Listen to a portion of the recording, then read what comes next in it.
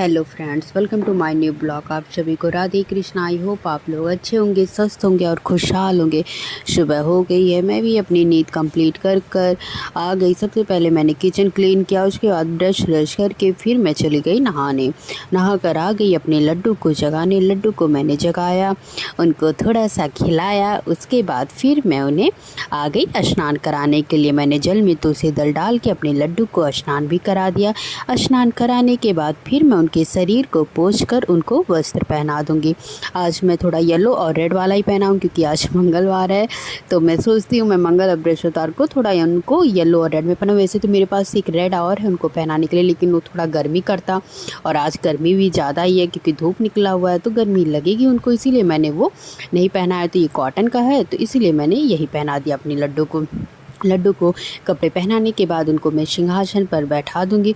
उसके बाद उनका श्रृंगार करना शुरू करूंगी। उनको वैजयंती माला, तुलसी माला ये सब पहनाऊंगी क्योंकि वो नजरिया और चांदी का चैन वो पहने हुए हैं अपना, पहले से वो मैं नहीं निकालती। वो रात में भी वो पहन कर सो जाते हैं तो वो नहीं निकालती। फिर ये 2 मालाएँ और पहना दूँगी और उनके सिर पे तेल भी लगा दूँगी, फिर पगड़ी भी लगा दूँगी उनके सिर पर, और फिर हाथों में उनके बाँसुरी और तुलसी दल रख दूँगी और फिर उनके माथे पर मैं एक चंदन लगा दूँगी।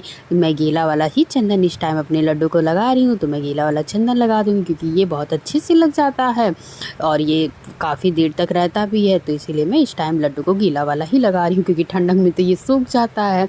तो अब सोची कि यही लगा देती हूँ, जब तक ठंडक नहीं आ रहा तब तक ये सही भी है, तो इसीलिए मैंने लड्डू को ये लगा दिया। उसके बाद उनका कंघी भी कर दिया और उनका श्रृंगार भी दिखा दिया। उसके बाद मैं लड्डू की पूजा अर्चना करूँगी।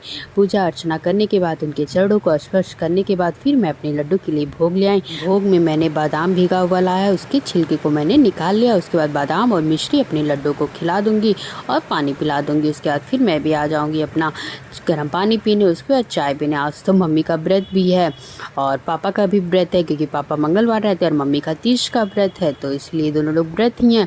तो चाय सिर्फ मेरा और मेरे भाई का ही बना, तो हम लोग ने चाय वाय पी लिया। वो तो फिर चला गया अपने स्कूल।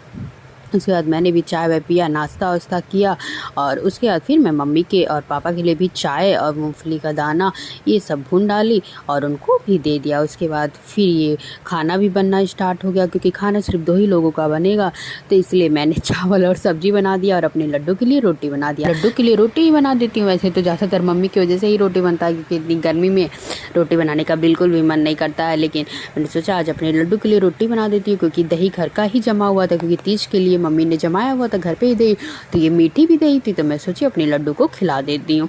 और मैंने उनका अलग से निकाल के रख भी दिया अपने लड्डू के लिए दही, क्योंकि मुझे पता है मेरे लड्डू को यही सब पसंद आता है, दही हुआ, मक्खन हुआ, ये सब बहुत पसंद आता है। और यही मेरी दीदी के बच्चे को भी बहुत पसंद आता है, उसको भी दही वही। फिर मैं अपने लड्डू को भोग खिला दूंगी। भोग खिलाने के बाद फिर मैं भी आ जाऊंगी। सबसे पहले लड्डू का भोग खा लूँगी, उसके बाद खाना भी मैं खा कर फिर बैठ जाऊंगी कुछ देर पढ़ने के लिए। 12 भी बज चुका है, मेरे लड्डू के सोने का टाइम हो गया है। फिर मैं उन्हें पानी पिला दूंगी और उनके श्रृंगार को उतार कर अब मैं लड्डू को सुला दूंगी। उसके बाद फिर मैं आ गई साबूदाने की खीर बनाने। सबसे पहले मैंने दूध बॉयल करने के लिए रख दिया, उसके बाद उसमें मैंने साबूदाने को भी डाल दिया और इधर मैंने थोड़ा सा काजू और किशमिश लिया है। अब इसको भी जब वो थोड़ी धीमी आंच पर पक जाएगा तो इसको भी मैं डाल दूंगी और शक्कर भी डाल दूंगी। अब ये धीमी आंच पर पकेगा क्योंकि इसको गलने में टाइम भी लगता है।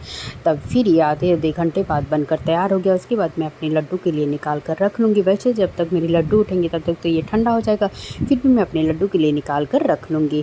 और इधर फिर पापा को भी दिला जाएगा खाने के लिए। बाद मैं भी किचन का थोड़ा काम वाम करके आ जाऊँगी, कुछ देर आराम करूँगी।